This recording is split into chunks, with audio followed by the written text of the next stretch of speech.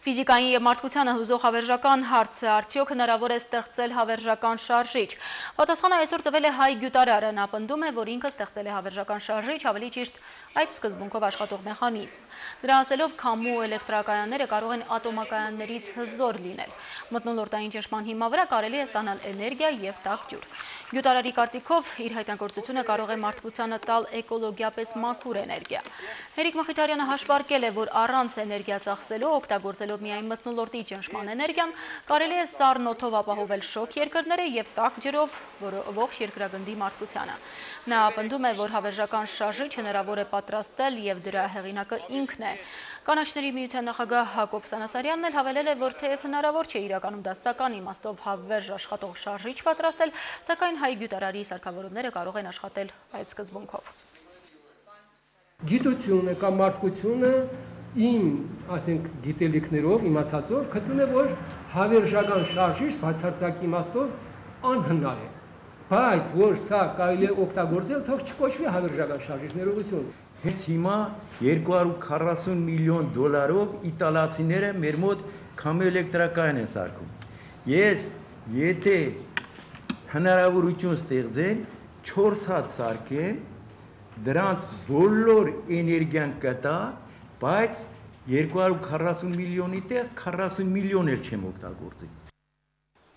Աշխատող եռագույն լոռու դաշտերում կամ արտասովոր գեղեցիկ տեսարան մայրուղուց ֆերմեր Գևորգ Խաչատրյանը իր հողատարածքներում աշխատող գյուղացիներին կարմիր կապույտ նարնջագույն արտահագուստ է հագցրել։ Անկախության 20-ամյակին ընդառաջ լրացուցիչ հմայք հաղորդելով կանաչ դաշտերին։ Ավանդական մշակաբույսերից զատ վերջին տարիներին ֆերմերը սկսել է վերականգնել Մուշի և Սասունի գյուղացիների ավանդական մշակաբույսերի ցանքսերը։ Սասունից գլգիլի սերմեր է բերել, գլգլից հաց են թխում։ Հենց այդ հացն է կերել սասունցի Դավիթը Մսրա Մելիքին հաղթելուց առաջ։ Գլգիլի հացը եղել է նաև հայ ֆիդայիների հիմնական կերակուրը։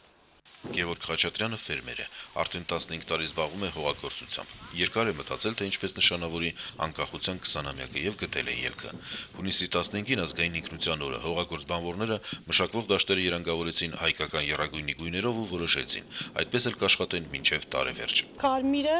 մեր հայերի արյունն է, մենք հպարտենք մեր հայերի համար, որ այսօր այս աշխատանքը մենք կատարում ենք։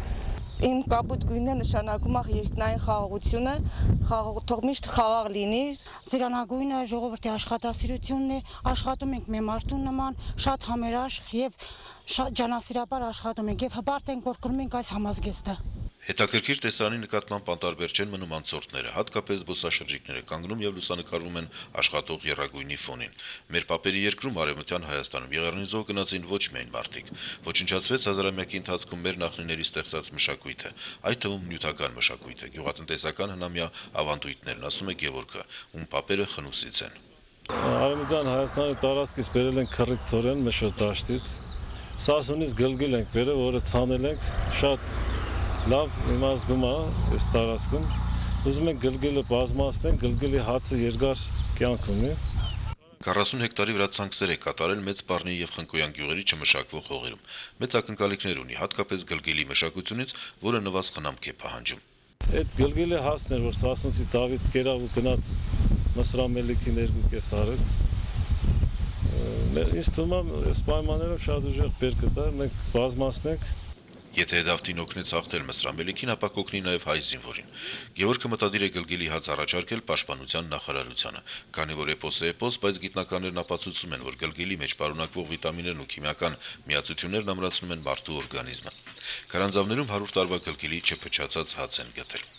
Խնուսից հռչակավոր Լոբու Մշո Բուլանղից էլ սիսեռի սերմեր է բերել, որ ցանել է սերմարտադրության և գյուղացիական տնտեսություններին հատկացնելու նպատակով։ Աշնանն էլ Արտամետի հռչակավոր խնձորից տեսակներ է բերելու շղկան ու մոլոտիկ տեսակի, որոնք հարյուրամյակների պատմություն ունեն, համեղ են ու երկար դիմացկուն։ Նոր այգիները կհիմնեն Կոտայքում։ Արդեն 3 տարի մեծ քանակով հաճար են արտադրում, որ գյուղատնտեսության նախարարության աջակցությամբ առաքում են Միացյալ Նահանգներ։ Մոտակա գյուղերից շուրջ 60 մարդ է աշխատում ցանքսերը խնամելու համար։ Մեծ Պառնի գյուղապետը պատրաստ է ամեն կերպ աջակցել բոլոր նրանց, ովքեր կցանկանան մշակել գյուղի ոռոգովի, սակայն անմշակ հողերը։ Բացի այդ նոր մշակաբույսերի ցանքսն առաջացրել է գյուղացիների հետաքրքրությունը։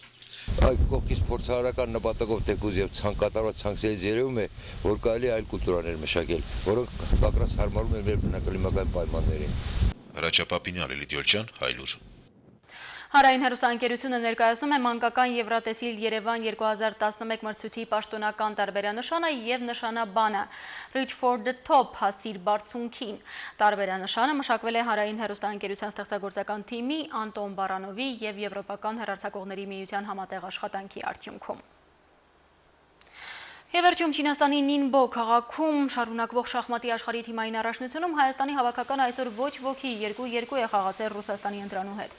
Սերգեյ Մովսիսյանը սևերով հաշտություն է կնքել Ալեքսանդր Գրիշչուկիի հետ, իսկ Վլադիմիր Հակոբյանը սպիտակներով չի կարողացել հաղթահարել Յան Նեպոմնյաչինի դիմադրությունը։ Գաբրիել Սարգսյանը սևերով զիջել է Պյոտր Սվիդլերին։ Ամենահամար պայքարը ծավալվել է Լևոն Արոնյան Սերգեյ Կարյակին պարտիայում։ Միջնախաղում տիրելով նախաձեռնությանը հայկական շախմատի հանճարը թագուհիների վերջնախաղում հմտորեն իրացրել է առավելությունը և պարտության մատնել ռուսական շախմատի ծագող աստղին։ Հայաստանի ազգային թիմը շարունակում է ընթանալ երկրորդ տեղում։ Վաղը մեր շախմատիստները կխաղան Աֆրիկայի չեմպիոն աշխարհի թիմային առաջնությունում վերջին տեղում ընթացող Եգիպտոսի հավաքականի հետ։ Այսքանը տաղավարում ձեզ համար աշխատում է Շահանե Մեժլումյանը, ես ձեզ հրաժեշտ եմ տալիս ցտեսություն։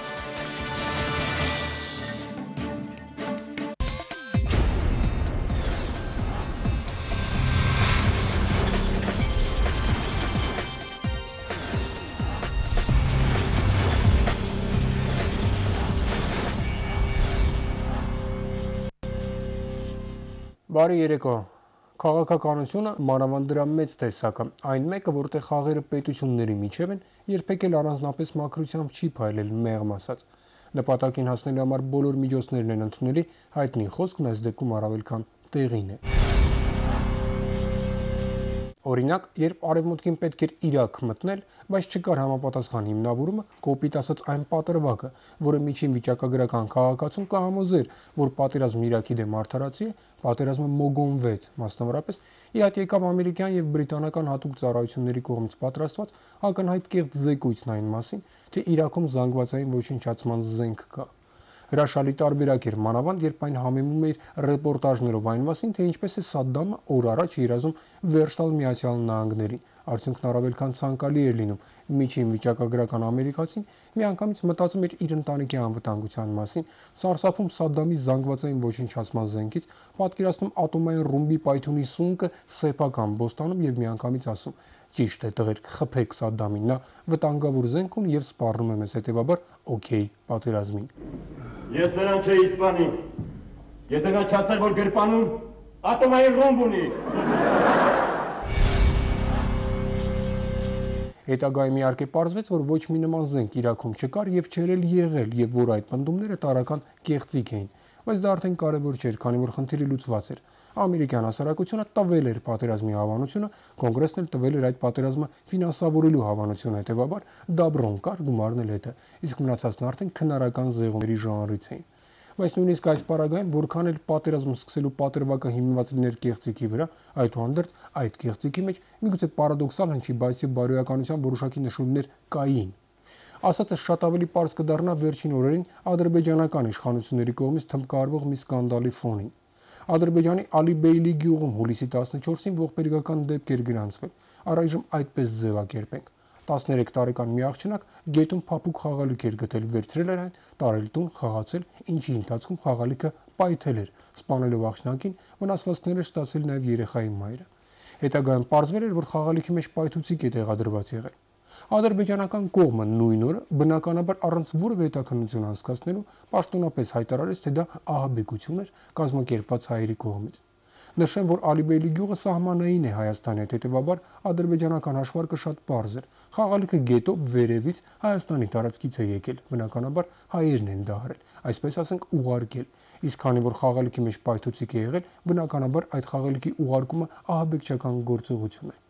Գեղեցիկ է մտածված ինչ խոսք, բայց անկախ գեղեցկությունից կամ ցուցաբերված ստեղծագործական մտքից տեղի ունեցածը սարսափելի է, զարհուրելի, տմարդի եւ երբեք որևէ պարագայում արդարացում չի կարող ունենալ։ Իհարկե պնդումը, թե դա մեր հայերի ձեռքի գործն է, չի էլ քննարկվում, հերթական էշությունն է, ուրիշ ոչինչ։ Բայց բնական հարց է առաջանում, իսկ տրամաբանությունը ինչու պետք է ադրբեջանցիները փոքրիկ ադրբեջանցի սպանեն իրենց ազգակից երեխայի։ Առաջին ազգից աբսուրդային է հնչում, մինչդեռ տրամաբանություն իրականում կա։ Այս փուլում, երբ Ղարաբաղյան հակամարտության կարգավորման գործընթացում որոշակի ակտիվություն է նկատվում, երբ միջազգային հանրության դիրքորոշումն առավել քան համահունչ է հայկականին, երբ փաստացի ամբողջ աշխարհն ընդունում է Ղարաբաղն այլևս երբեք Ադրբեջանի կազմում չի լինելու, պետք է մեկ կամ մի քանի քայլ անել, որպեսզի միջազգային հանրությունը փոխի վերաբերմունքը Հայաստանի հանդեպ։ Դիտարկի այդ երկիրը որպես ահաբեկչական երկիր, որի հետ պետք չէ որևէ հարաբերություն ունենալ, եւ ինչի արդյունքում կփոխվի նաեւ վերաբերմունքը Ղարաբաղյան հակամարտության գործընթացում հօգուտ Ադրբեջանի։ Մտածված են բոլոր դետալները, զոհվածը երեխա է, իսկ երեխան ցանկացած պետության ու ցանկացած քաղաքացու համար անքննարկելի սրբություն է։ Պայթուցիկը տեղադրված է եղել խաղալիքի մեջ, հետևաբար ի սկզբանե թիրախը երեխաներն են եղել, ինչն առավել ծանրացնում է հանցանքը, եւ ամենակարևորը, երեխան Սանկտ Պետերբուրգի բնակիչ է եղել, Ռուսաստանի Դաշնության։ Իսկ այդ պարագայում արձագանքն էլ բնականաբար պետք է շատ ավելի մեծ լիներ, այդ թվում նաեւ Ռուսաստանից։ Իմիջայլոց դեպքն էլ տարօրինակ զուգադիպությամբ տեղի ունեցել Ադրբեջանի եւ Ռուսաստանի արտգործնախարարներ Մամեդյարովի եւ Լավրովի հանդիպման նախաշեմին, այնպես որ մի երկու օր պատմությունը եփվի, աղմուկ բարձրանա, նաեւ ռուսական լրատվամիջոցները ահազանգեն իրենց քաղաքացիության մասին, իսկ արտգործնախարարների հանդիպումն էլ արդեն հասնի այդ ֆոնին։ Հանդիպման ավարտին էլ բնականաբար ճիշտ ընտրված ադրբեջանցի լրագրողը երկու արտգործնախարարներին տա ճիշտ ընտրված հարցը հիշալ ողբերգության մասին, Մամեդյարովն էլ ճիշտ ընտրված պատասխան տա քլնգելով Հայաստանի ահաբեկչական էությունը, ինչին էլ ենթադրաբար պետք է հետևեր Լավրովի խիստ գնահատականը։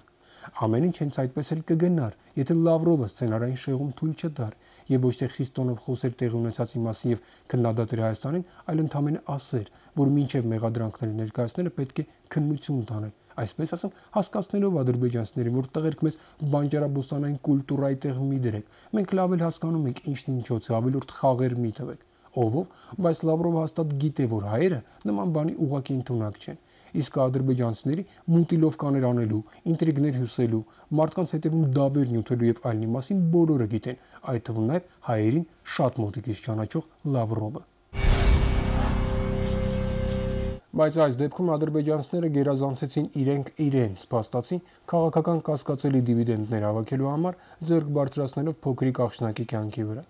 Երբ նրանք ստում էին բանակցային գործընթացում, երբ Ալիևը Պուտինի եւ Մեդվեդևի մեջքի հետևում ամերիկացիների մոտ ծաղրում էր նրանց, հասկանալ ինչ որ կերպ դեռ կարելի էր, բայց երեխայի կյանքի գնով հաղթաթուղթ ստանալն արդեն դուրս է որևէ սահմանից։